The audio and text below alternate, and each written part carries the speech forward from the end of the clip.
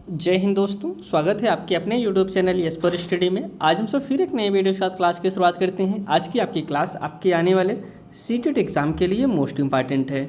जैसा कि आप सब जानते हैं, सीटेट एग्ज़ाम के लिए सबसे इम्पॉर्टेंट कोई स्टडी मटेरियल है तो होता है आपका प्रीवियस ईयर क्वेश्चन पेपर। तो हम सब डेली यहाँ पर previous year question paper solve कर रहे हैं। पहले आपको हम यह बता देते हैं कि जो आपका सीटेट एग्ज़ाम होता है उसमें इतना महत्वपूर्ण प्रीवियस ईयर क्वेश्चन पेपर क्यों होता है। क्योंकि दोस्तों जो आपका सीटेट का एग्ज़ाम है वह लैंग्वेज के बेस पे होता है। कहने का तात्पर्य इसमें जो क्वेश्चन पूछे जाते हैं ऐसे घुमा फिरा के क्वेश्चन पूछे जाते हैं, बच्चा क्वेश्चन पढ़ के कन्फ्यूज हो जाता है कि इसमें एग्जामिनर पूछना क्या चाह रहा है। इसलिए हमको क्वेश्चन को सिर्फ रटना नहीं है, कोई क्वेश्चन हम सॉल्व करें सिर्फ रट लें वो क्वेश्चन हमारे एग्जाम में मिल जाएगा, ऐसा नहीं है। हमको प्रीवियस ईयर इसलिए सबसे ज़्यादा सॉल्व करना है क्योंकि हमको क्वेश्चन की लैंग्वेज को समझना है कि क्वेश्चन किस प्रकार से घुमा फिरा के पूछा जाता है। तो दोस्तों आज जो पेपर हम सब सॉल्व करेंगे वह आपका पेपर 2 है। पेपर 2 में हम सब साइंस के जो 30 क्वेश्चन होते हैं उसी 30 क्वेश्चन को कवर करेंगे।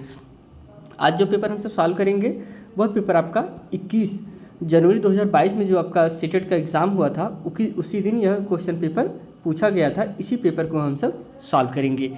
अगर आप इस चैनल पर नए हैं तो चैनल को सब्सक्राइब जरूर कर लीजिए। दोस्तों आपको इस चैनल पर 2011 से लेके आप यहाँ पे देख भी रहे होंगे 2011 से लेकर 2024 तक, जनवरी 2024 तक जितने भी आपके सीटेट के एग्ज़ाम हुए हैं सभी previous year question paper daily solve कराए जा रहे हैं। आइए हम सब आगे बढ़ते हैं और क्लास की शुरुआत करते हैं। यहाँ से क्वेश्चन की शुरुआत होती है। जो पहला क्वेश्चन पूछा गया है, कह रहे हैं यक्ष कोई पौधा है जो स्वपोषी के साथ साथ विषमपोषी भी है, यक्ष क्या हो सकता है। इसमें जो पूछ रहा है, कह रहे हैं कि यक्ष मान लीजिए कोई पौधा है जो स्वपोषी हो, स्वपोषी के साथ साथ वह विषमपोषी भी हो। ऑप्शन कुछ दिए गए हैं। पहला ऑप्शन है घड़पड़ी, सेकंड ऑप्शन है शैवाल। अगले ऑप्शन पे बढ़ते हैं। थर्ड ऑप्शन है अमरबेल, लास्ट ऑप्शन है कवक। अब इसमें जो राइट आंसर हो जाएगा, राइट आंसर इसमें फर्स्ट होगा। इसमें जो कह रहे हैं कि जो आपका घड़पड़ी होता है, पहला ऑप्शन था, ऑप्शन में हम चलते हैं पहले। इसमें जो पहला ऑप्शन है घड़पड़ी, घड़पड़ी दोस्तों आपका स्वपोषी भी होता है, उसके साथ साथ यह विषमपोषी भी है। हम इसमें जो ऑप्शन दिए गए हैं ऑप्शन के बारे में आपको बताते हैं। जिसे जो घड़पड़ी होता है यह कीटभक्षी पादप माना जाता है। यह आंशिक रूप से स्वपोषी और आंशिक रूप से विषमपोषी भी होता है, इसलिए ऑप्शन आपका ए सही है। इसके बाद शैवाल की अगर हम सब बात करें तो शैवाल दोस्तों यह पादप जगत का सबसे सरल जलीय जीव है। दोस्तों क्या है, एक सरल जलीय जीव है जो प्रकाश संश्लेषण क्रिया द्वारा भोजन का निर्माण करता है। शैवाल जो है कैसे निर्माण करता है भोजन का, शैवाल जो है प्रकाश संश्लेषण के द्वारा भोजन का निर्माण करता है। इसके बाद जो अगला ऑप्शन था अमरबेल, अमरबेल की अगर हम सब बात करें तो अमरबेल दोस्तों यह पादप परजीवी है। अमरबेल दो किसी दूसरे स्वपोषी पादप जैसे ये दूसरे पौधे के ऊपर आश्रित होता है। जैसे अमरबेल जो है बेर बबूल के ऊपर अपना चढ़ के अपना भोजन को प्राप्त करता है, यह दूसरे के ऊपर आश्रित होता है। क्यों यह दूसरे के ऊपर आश्रित होता है इसको आपको हम बता देते हैं। क्योंकि दोस्तों इसमें क्लोरोफिल नहीं पाया जाता। जब क्लोरोफिल नहीं पाया जाता तो वह प्रकाश संश्लेषण करेगा नहीं, ये दूसरे के जरिए से अपना भोजन को प्राप्त करता है। इसके बाद कवक की अगर हम सब बात करें तो कवक दोस्तों अपना पोषण मृत एवं अपघटित जैव पदार्थों से प्राप्त करता है। जो मृत जीव होते हैं उन्हीं से अपना भोजन प्राप्त करता है कवक। अगले ऑप्शन पे बढ़ते हैं। कह रहे हैं जेड ऐसा सूक्ष्म जीव है जो मानव तथा अन्य जंतुओं के आहार नाल में होता है और भोजन के पाचन में सहायता करता है। जेड क्या है आपको बताना है कि जेड एक ऐसा सूक्ष्म जीव है जो मानव के तथा अन्य जंतुओं के आहार नाल में होता है। ऑप्शन इसमें जो है जीवाणु है, सेकंड ऑप्शन है विषाणु है, थर्ड ऑप्शन है शैवाल है या फिर लास्ट ऑप्शन है कवक है। तो राइट आंसर इसमें हो जाएगा वह दोस्तों जीवाणु होता है। एक बैक्टीरिया होता है जो कि मानव तथा अन्य जंतुओं के आहार नाल में होता है और भोजन को पचाने में यह सहायता करता है। Option first is correct answer. अगर हम सब इसमें जीवाणु की बात करें तो जीवाणु दोस्तों जीवाणु क्या होता है, जीवाणु एकल कोशिका वाले सूक्ष्म जीव होते हैं। इसको आप जानते रहिए, जीवाणु जो है एकल कोशिका वाले सूक्ष्म जीव होते हैं जिनमें केंद्रक और अन्य कोशिकांग नहीं पाए जाते हैं। ऑप्शन फर्स्ट है। थोड़ा जीवाणु के बारे में हम सब जान लिए। अगले ऑप्शन पे बढ़ते हैं।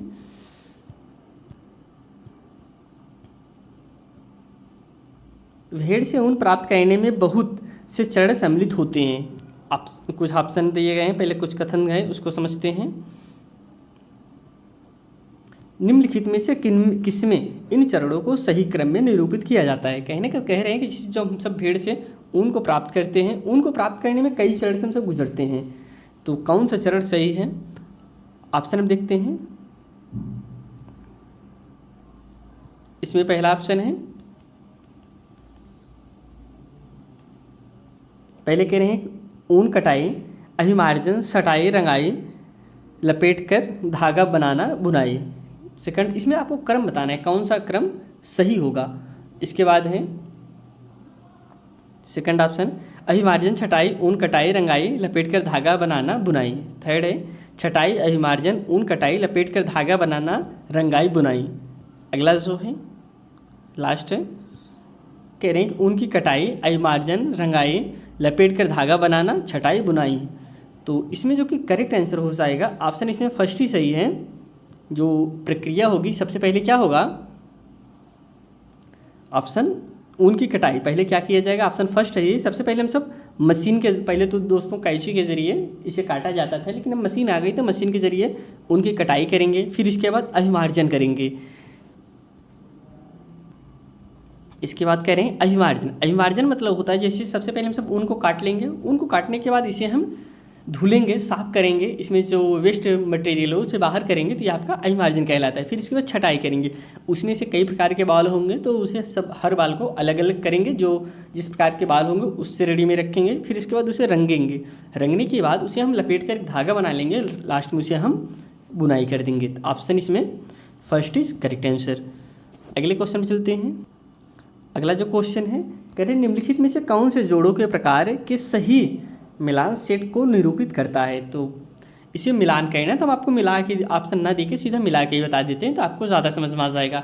तो कह रहे हैं कि सेट हो गए, सेट बी से मिलान कहना है कंदुक खल्लिका जोड़, इसके बाद है हाथ व कंधा, सेकंड है धुराग्र जोड़, जबड़ा, हिंज जोड़, गर्दन, या फिर अचल जोड़, कोहनी। अब इसमें कौन सा जोड़ किसमें जाएगा, तो ऑप्शन इसे इसमें कह रहे हैं कि कंदुका खल्लिका जोड़, यह दोस्तों किस में जाएगा, तो यह जो हाथ व कंधा का जोड़ होता है इसे हम कंदुका या खल्लिका जोड़ के नाम से जानते हैं, तो यह पहले में ही चला जाएगा।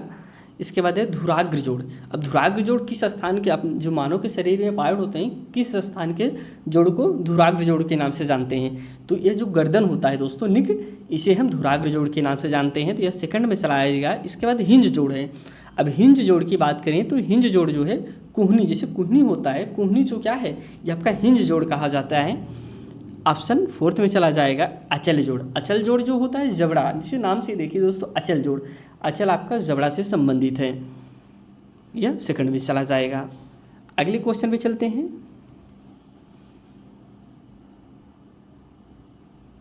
नीचे दिएगा कौन सा कथन सही है दोस्तों, नीचे कुछ कथन दिए गए, इसमें से कौन सा कथन सही है उसको आपको बताना है। तो हम सब ऑप्शन देखते हैं। निषेचित अंडाणु में एक क्रोमोसोम गुणसूत्र होता है, सेकंड है अनिषेचित अंडाणु में क्रोमोसोम गुणसूत्रों के 23 युगल होते हैं, या फिर थर्ड है निषेचित अंडाणु में एक यक्ष अर्थात लिंग गुणसूत्र क्रोमोसोम होता है, लास्ट है अनिषेचित अंडाणु में 22 क्रोमोसोम गुणसूत्र होते हैं। तो इसमें जो कि करेक्ट आंसर हो जाएगा ऑप्शन नंबर थर्ड सही दोस्तों, अनिषेचित अंडाणु में यक्ष अर्थात लिंग गुणसूत्र क्रोमोसोम होता है। अब इसको अगर आपको हम थोड़ा सा बता दें, जो नर और मादा होते हैं उसमें 22 जोड़े तो समान, सभी में दोनों में समान ही पाया जाता है गुणसूत्र। इसके बाद जो 23वां जोड़ा होता है उसी से लिंग का निर्धारण होता है, जो कि महिलाओं में यक्ष पाया जाता है और पुरुषों में यक्ष वाई पाया जाता है। जो बच्चे का निर्धारण होता है कि बच्चा स्त्री होगा या फिर पुरुष होगा, इसका निर्धारण मानव के गुणसूत्र को द्वारा होता है, ना कि स्त्री के द्वारा, क्योंकि उसमें तो सीधा यक्ष पाए जाते हैं। जो लिंग का निर्धारण होता है ये यक्ष वाई से होता है। तो ऑप्शन इसमें थर्ड इज राइट आंसर। अगले क्वेश्चन पे चलते हैं। क्वेश्चन नंबर 36 है, कह रहे हैं यक्ष और वाई ऐसे तत्व हैं जो वायु के साथ अत्यधिक अभिक्रियाशील हैं, अतः इन्हें केरोसिन में भंडारित किया जाता है। यक्ष और वायु क्या हो सकते हैं, कह रहे हैं कि यक्ष और वायु ऐसे दो तत्व हैं, दो पदार्थ हैं जो वायु के साथ अत्यधिक अभिक्रियाशील हैं, जो वायु के साथ बहुत ज़्यादा अभिक्रियाशील हैं, तथा इन्हें केरोसिन के जो मिट्टी के तेल होता है वही कह रहे हैं कि इसे केरोसिन में भंडारित किया जाता है। एक्स वाई क्या हो सकते हैं? पहला ऑप्शन है फास्फोरस और सोडियम, सेकंड है फास्फोरस सल्फर, या फिर थर्ड है सोडियम पोटेशियम, या फिर लास्ट है सल्फर और पोटेशियम। वह दोस्तों राइट आंसर हो जाएगा इसमें। तो राइट आंसर इसमें हो जाएगा ऑप्शन नंबर सी सही होगा। सोडियम और पोटेशियम जो होता है वो बहुत ज़्यादा अभिक्रियाशील होता है और ये जो है बहुत ज़्यादा ऊष्मा उत्पन्न करता है, इसीलिए इसे मिट्टी के तेल में संचित किया जाता है। Option third is correct answer. अगले क्वेश्चन पे चलते हैं। करें यक्स कोई संश्लेषित रेशा फाइबर है जो ऊन से मिलता जुलता है और इसका उपयोग शाल, स्वेटर और कंबल बनाने में किया जाता है। यक्स क्या हो सकता है? कह रहे हैं यक्स कोई संश्लेषित रेशा है जो कि रेशा फाइबर है जो ऊन से मिलता जुलता है। किससे बना हुआ? फाइबर से बना हुआ जो कि ऊन से मिलता जुलता है। ये क्या हो सकता है? पहला ऑप्शन है रेयान हो सकता है, एक्रिलिक हो सकता है, नायलॉन हो सकता है, या फिर पॉलिस्टर हो सकता है। इसमें राइट आंसर हो जाएगा वह दोस्तों क्या हो सकता है? एक्रिलिक हो सकता है। Option B is right answer.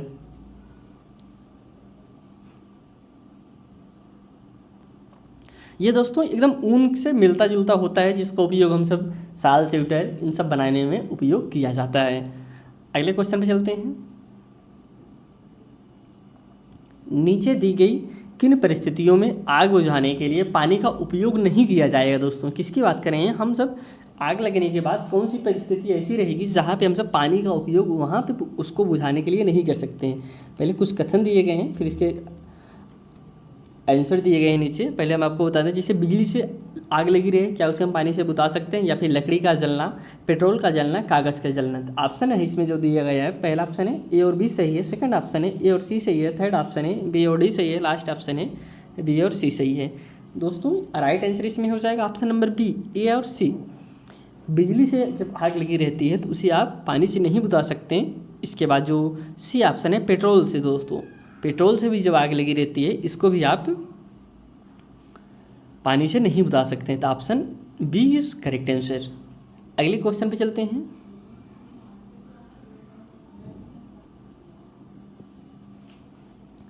संकटापन्न species की जनसंख्या की स्थिति पर डाटा का संकलन निम्नलिखित में से किसमें है? ऑप्शन है ग्रीन डाटा पुस्तक, सेकंड है ब्राउन डाटा पुस्तक, थर्ड है रेड डाटा पुस्तक, लास्ट है वाइट डाटा पुस्तक। या दोस्तों किसमें है? ऑप्शन इसमें सी हो जाएगा, रेड डाटा पुस्तक में है। दोस्तों अगर रेड डाटा बुक की बात करें तो यह पर्यावरण संबंधी डाटा की पूरी जानकारी प्रदान करती है। किसकी दोस्तों? पर्यावरण संबंधी डाटा। यह विश्व विकास संकेतकों पर आधारित होती है। कृषि, जैव विविधता, वानिकी प्रदूषण और स्वच्छता ग्रीन डेटा बुक के प्रमुख आधार हैं। इसका option C is correct answer. अगले क्वेश्चन पे चलते हैं।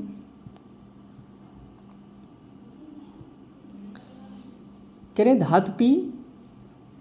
धातु क्यू को उसके लवण विलयन से विस्थापित कर देती है, परंतु धातु आर को उसके लवण विलयन से विस्थापित करने योग्य नहीं है।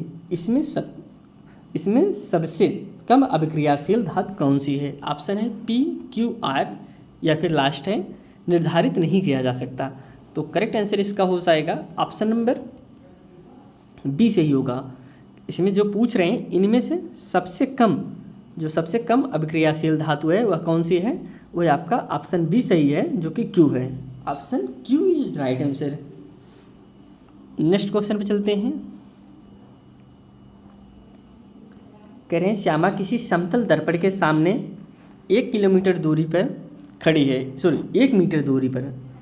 श्यामा जो है किसी समतल दर्पण के सामने 1 मीटर की दूरी पर खड़ी होकर अपने प्रतिबिंब का प्रक्षेपण कर रही है। वह 2 कदम पीछे हटती है तो अपने प्रतिबिंब से क्या परिवर्तन देखेगी? कहने का तात्पर्य एक बच्ची है जो कि एक मिरर के सामने करीब 1 मीटर की दूरी पर खड़ी हुई है। जब वह 2 कदम पीछे हटती है तो वह क्या परिवर्तन उसमें होगा? ऑप्शन है पहला प्रतिबिंब का साइज बढ़ता है परंतु दर्पण से समान दूरी पर ही रहता है। सेकंड है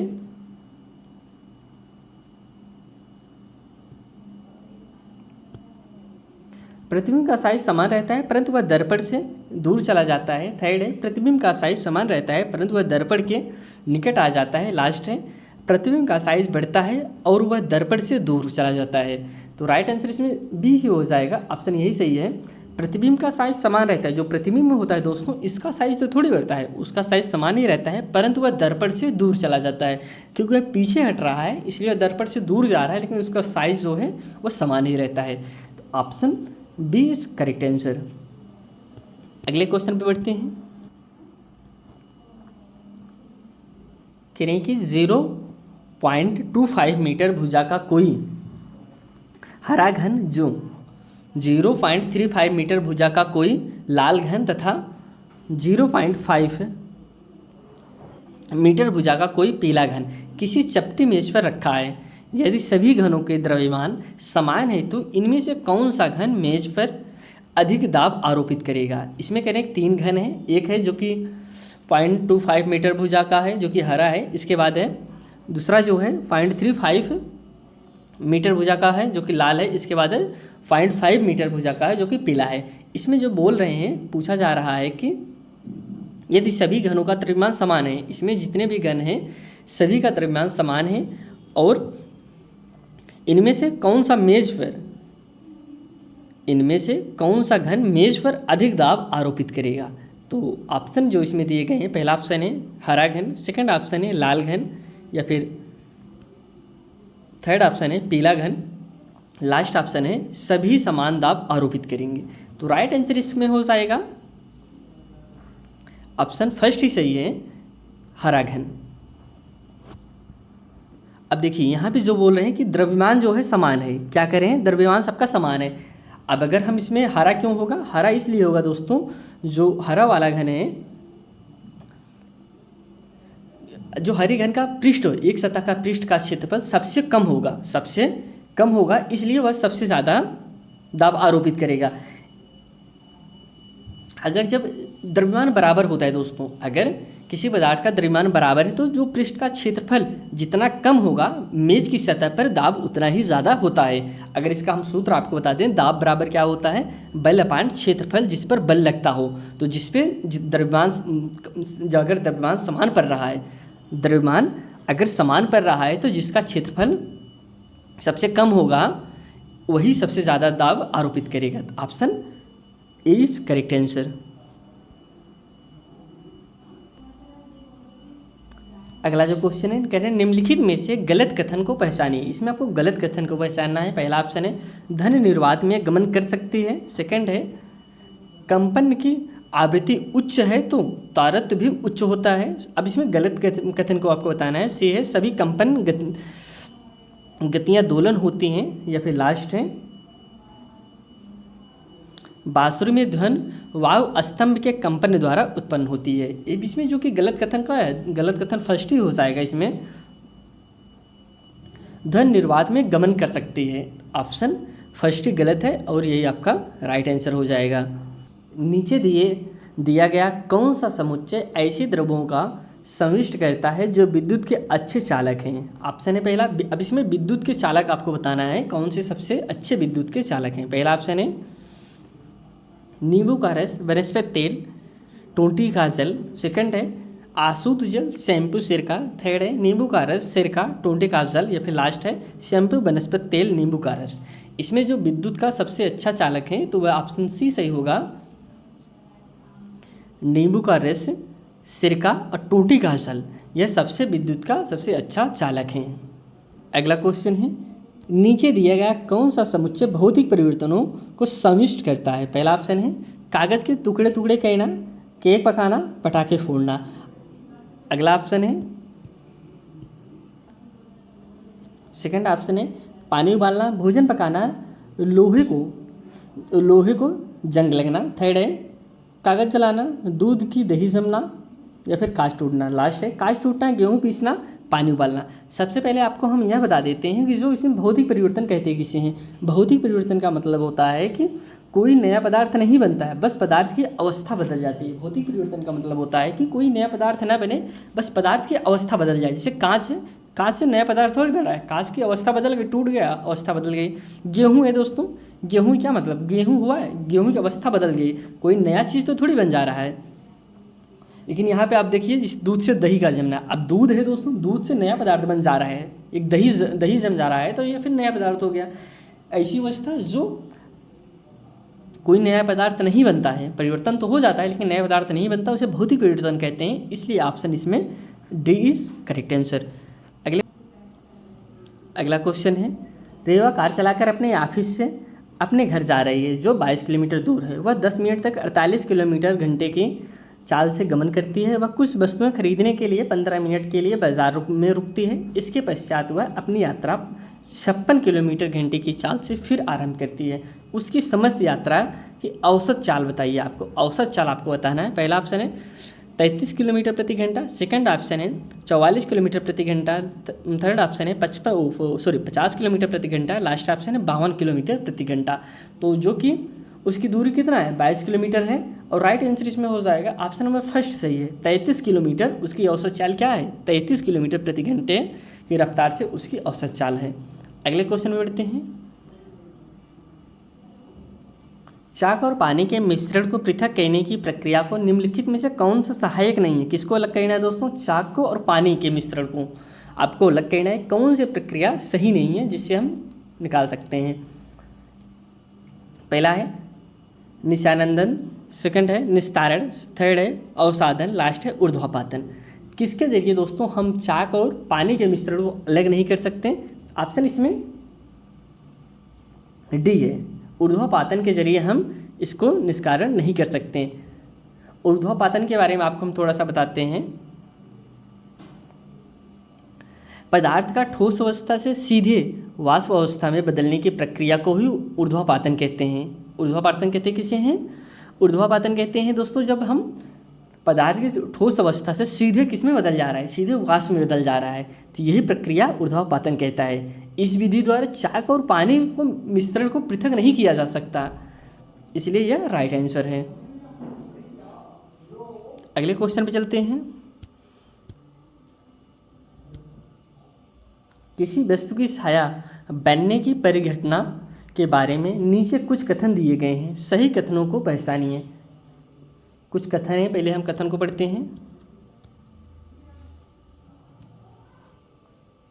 यह कथन है, छाया का साइज प्रकाश स्रोत और वस्तु के बीच की दूरी पर निर्भर करता है। सेकंड है छाया की स्थिति आपतित प्रकाश की दिशा पर निर्भर करती है। थर्ड है छाया का रंग वस्तु के रंग पर निर्भर करता है। या फिर लास्ट है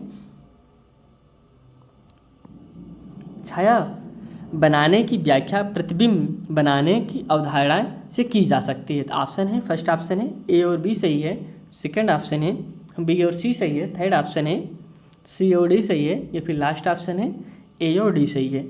इसमें जो कि करेक्ट आंसर हो जाएगा ए और बी सही है। ए कथन सही है और आपका बी भी कथन सही है। ए जो कथन है दोस्तों कह रहे हैं कि छाया का साइज प्रकाश स्रोत और वस्तु के बीच की दूरी पर निर्भर करता है, और जो बी कथन है कह रहे हैं कि छाया की स्थिति आपतित प्रकाश की दिशा पर निर्भर करती है। ये दोनों कथन ये सही हैं। अगले क्वेश्चन में बढ़ते हैं। निम्नलिखित में से सही कथन को पहचानिए दोस्तों। इसमें जो सही कथन है उसको पहचान करना है। दुम्मट मृदा की तुलना में चिकनी मृदा में पानी के रिसने की दर उच्चतर होती है दोस्तों। कह रहे हैं जो दुमटी मृदा होते हैं उसमें चिकनी मृदा के पानी के रिसने की दर उच्च होती है। सेकंड है बलुआ मृदा की तुलना में दुम्मट मृदा में पानी के रिसने की दर उच्चतर होती है। सेकंड थर्ड है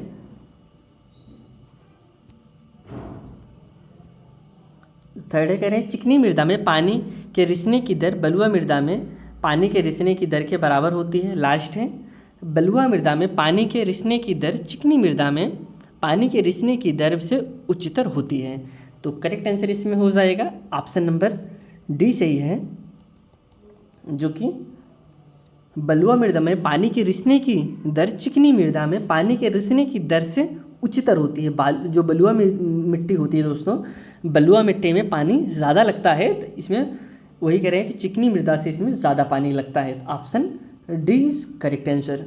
अगले क्वेश्चन में चलते हैं।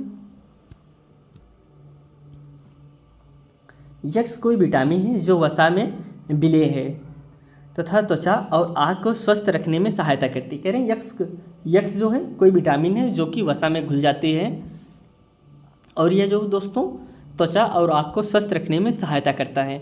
वाई ऐसा खाद्य पदार्थ है, वाई जो है ऐसा खाद्य पदार्थ है जिसमें इस विटामिन की प्रचुरता है।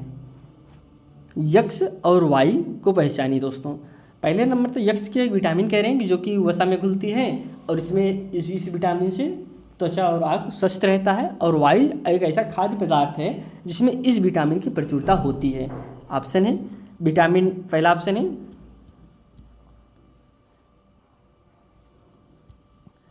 है विटामिन डी दुग्ध उत्पाद। अगला ऑप्शन है विटामिन ए नींबू रस के फल। सेकंड ऑप्शन है, थर्ड ऑप्शन जो है विटामिन डी नींबू रस के फल। लास्ट है विटामिन ए पीले फल। तो राइट आंसर इसमें ऑप्शन नंबर डी सही होगा दोस्तों। जो विटामिन ए होता है, ए राइट है, और जो पीले फल होते हैं दोस्तों इसमें यह प्रचुर मात्रा में पाया जाता है। Option D is correct answer. अब पीले फल में जैसे हम सब बात करें, आम हो गया, पपीता हो गया, तो इन सब में यह विटामिन ए ज़्यादा पाया जाता है। अगले क्वेश्चन पढ़ते हैं।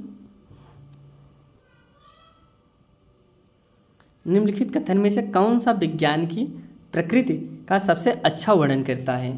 पहला ऑप्शन है विज्ञान की सराहना के बारे में है। सेकंड है विज्ञान प्रकृति के व्यक्तिगत खोज है। अगले ऑप्शन में बढ़ते हैं। ऑप्शन सी है विज्ञान मूल मुक्त और निष्पक्ष है। लास्ट है विज्ञान के सामाजिक प्रयास हैं।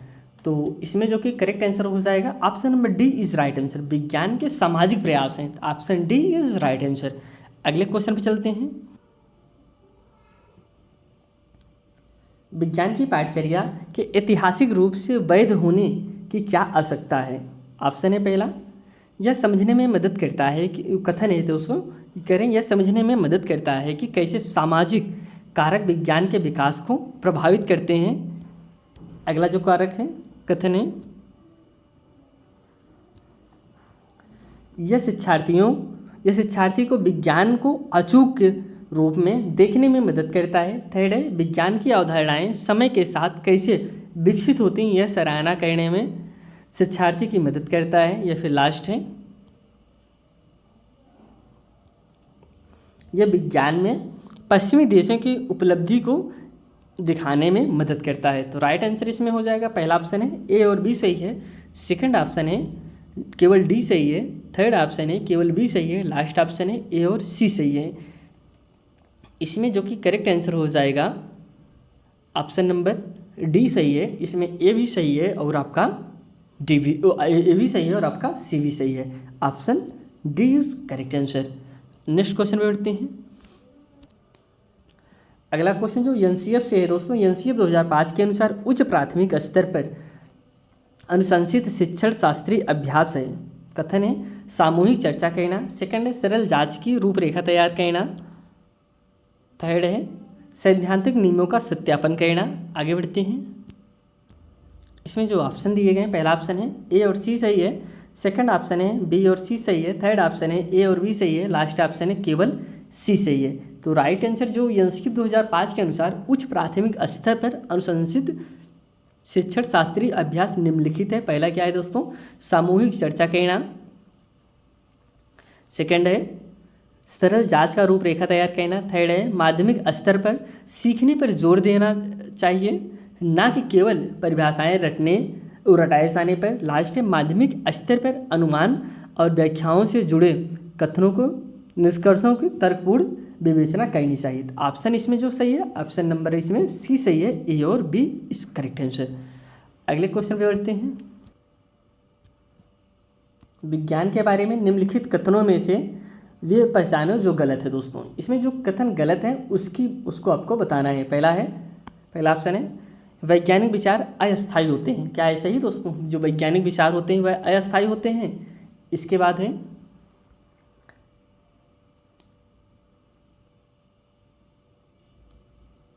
प्रौद्योगिक सभ्यता के इतिहास में विज्ञान से पहले आई है। थर्ड है वैज्ञानिक विधि अनुसंधान करने के लिए एकमात्र मार्गदर्शिका है। इसमें जो गलत है वही आपको बताना है। या फिर लास्ट है विज्ञान में आत्म परीक्षण और संवाद का महत्वपूर्ण है। तो ऑप्शन इसमें जो सही है, सही का जो गलत है दोस्तों, गलत इसमें कौन सा है? सी है। वैज्ञानिक विधि अनुसंधान करने के लिए एकमात्र मार्गदर्शक है, ऐसा नहीं दोस्तों, इस ये गलत है और यही आपका राइट आंसर हो जाएगा, क्योंकि एग्जाम में आपका क्वेश्चन में आपका गलत ही पूछा जा रहा है। अगले क्वेश्चन बढ़ते हैं। आंसू को कम से कम 5 सहपाठियों के शरीर के तापमान को मापने का काम सौंपा गया था। आंसू का आकलन करने के विशिष्ट संकेतक निम्नलिखित हैं। अवांछनीय संकेतक की पहचान करिए दोस्तों। अवांछनीय संकेतक कौन है? पहला ऑप्शन है उपयोग से पहले थर्मामीटर को धोता और पोंछता है। सेकंड है पारे पर 35 सेल्सियस के नीचे लाने के लिए थर्मामीटर को झटकता है। जो अवांछनीय है दोस्तों वही आपको बताना है। अब इसमें जो थर्ड है, थर्ड की तरफ हम सब बढ़ते हैं। यह निष्कर्ष निकालता है कि सभी व्यक्तियों का तापमान ठीक 37 सेल्सियस ही होता है। या फिर लास्ट है कुत्तों में तापमान का मापने के तरीके के बारे में जानकारी प्राप्त करने में जिज्ञासा दिखाता है। जो अवांछनीय है, अवांछनीय इसमें क्या है दोस्तों? अवांछनीय में यही है दोस्तों, यह निष्कर्ष निकालता है कि सभी व्यक्तियों का तापमान 37 सेल्सियस होता है। तो option C is correct answer. अगले क्वेश्चन पे बढ़ते हैं। एक रचनावादी विचारधारा के तहत एक विज्ञान शिक्षक निम्नलिखित को छोड़कर सभी के लिए सहमत होगा दोस्तों। किसको छोड़कर बाकी सभी के लिए सहमत होगा? ऑप्शन जो इसमें दिए गए हैं, पहला ऑप्शन है शिक्षार्थियों के स्वतः जात विचार वैज्ञानिक ज्ञान से मेल खाते हैं। सेकंड है, फर्स्ट था, सेकंड है शिक्षार्थी विविध पृष्ठभूमि से आते हैं और उनकी धारणाएं और विश्वास अलग अलग होते हैं। थर्ड है शिक्षार्थी जो विचार अपने साथ कक्षा में लाते हैं वे महत्वपूर्ण होते हैं। लास्ट है शिक्षार्थी के विचार पारंपरिक शिक्षण अधिगम द्वारा परिवर्तन के प्रतिरोध हैं। तो राइट आंसर इसमें हो जाएगा ऑप्शन नंबर, इसमें फर्स्ट सही होगा। शिक्षार्थियों के स्वतः जात विचार वैज्ञानिक ज्ञान से मेल खाते हैं। Option first is correct answer. अगले क्वेश्चन बढ़ते हैं। कह रहे हैं अपनी विज्ञान की कक्षा को और अधिक लैंगिक समावेशी बनाने के लिए आप निम्नलिखित को छोड़कर सभी कर सकते हैं। आप किसको छोड़कर बाकी सबको कर सकते हैं? ऑप्शन है पहला रूढ़ियों को चुनौती देना। सेकंड ऑप्शन है उन गतिविधियों का चयन करना जो सहयोग और देखभाल पर बल देते हैं। अगले ऑप्शन पर बढ़ते हैं। लैंगिक असमानताओं को पहचानने के लिए शिक्षार्थियों को सचेत करना। लास्ट है लड़कियों को लड़कों की तुलना में अधिक प्रतिस्पर्धी बनाने के लिए प्रोत्साहित करना। तो ऑप्शन इसमें जो कि सही हो जाएगा ऑप्शन डी है दोस्तों। इसमें जो पूछ रहा है कि अपने विज्ञान की कक्षा को और अधिक लैंगिक समावेशी बनाने के लिए आप निम्नलिखित को छोड़कर सभी कर सकते हैं। आप इसे नहीं कर सकते, बाकी सभी को कर सकते हैं। लड़कियों को लड़कों की तुलना में अधिक प्रतिस्पर्धी बनाने के लिए प्रोत्साहित करना। Option D is correct answer. अगले क्वेश्चन में बढ़ते हैं।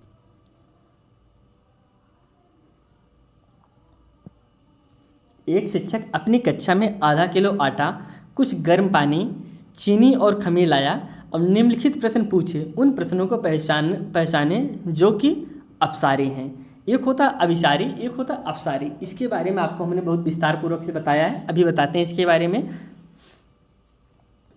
उन प्रश्नों को पहचाने जो अपसारी हैं। आप क्या सोचते हैं कि मैं इन सब वस्तुओं से क्या करने वाला हूँ? यह क्या अपसारी प्रश्न है? या फिर सेकंड कथन है क्या चीनी गर्म पानी में आसानी से घुल जाएगी? थर्ड है क्या खमीर पानी में घुल जाएगा? लास्ट कथन है कुछ उन खाने वाली वस्तुओं के नाम बताओ जो सेकी जाती हैं। अब हम ऑप्शन देखते हैं इसमें कौन सा सही हो सकता है। पहला ऑप्शन है ए और बी सही है।